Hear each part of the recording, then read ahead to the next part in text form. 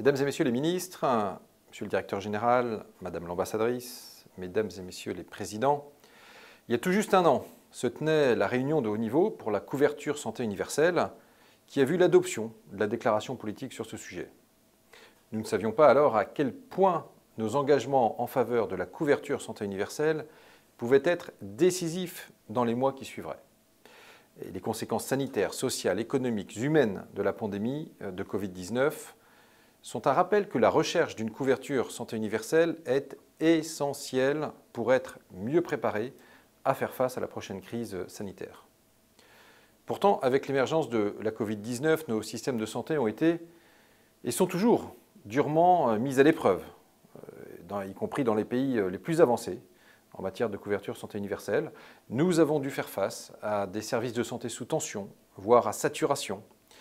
Il a fallu et il faut encore lutter pour que l'accès de toutes et tous aux soins de santé essentiels pour les patients atteints ou non de la Covid ne soit pas remis en cause. Et pour ma part, je tirerai trois grands enseignements de cette crise pour l'atteinte de l'objectif de couverture santé universelle. 1. Le personnel de santé est la pierre angulaire de nos systèmes de santé.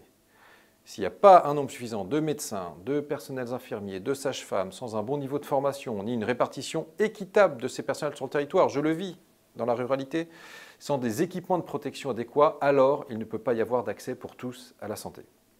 Et nous devons, je crois, tous rendre hommage aux personnels de santé qui œuvrent dans tous les pays du monde dans des conditions particulièrement difficiles en ces temps de pandémie.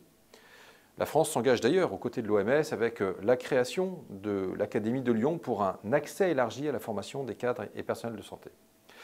Deuxième enseignement, l'accès équitable aux soins de santé essentiels doit rester une priorité. Même en temps de pandémie, les enfants doivent continuer à être immunisés, les femmes enceintes doivent être accompagnées, les malades doivent être dépistés, suivis. La continuité des services, la prévention à la prise en charge est cruciale pour s'assurer que les progrès réalisés en santé mondiale au cours des dernières décennies ne soient pas perdus. Et dernier point, je souhaite insister sur l'importance de financer collectivement les biens communs pour la santé. Ceux-là même qui fondent les fonctions de base de nos systèmes de santé, la surveillance, la préparation, la recherche, le développement. C'est une première étape sur le chemin vers la couverture santé universelle. Sans elle, on ne peut pas prétendre à l'atteinte d'une couverture santé effective.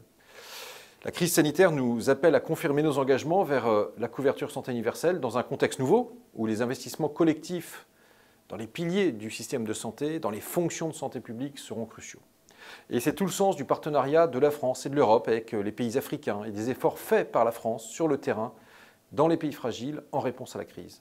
Et c'est aussi le sens de l'engagement de la France au sein de l'initiative Acte A que nous avons contribué à lancer et qui vise à rendre disponibles et accessibles les produits de santé Covid-19, y compris les diagnostics, les traitements, les vaccins, mais aussi à soutenir spécifiquement les systèmes de santé dans la préparation au déploiement de ces produits. Mesdames et messieurs, sachons tirer les conséquences de cette crise pour ne pas reculer, mais plutôt avancer ensemble vers cet objectif de couverture santé universelle. Le combat continue.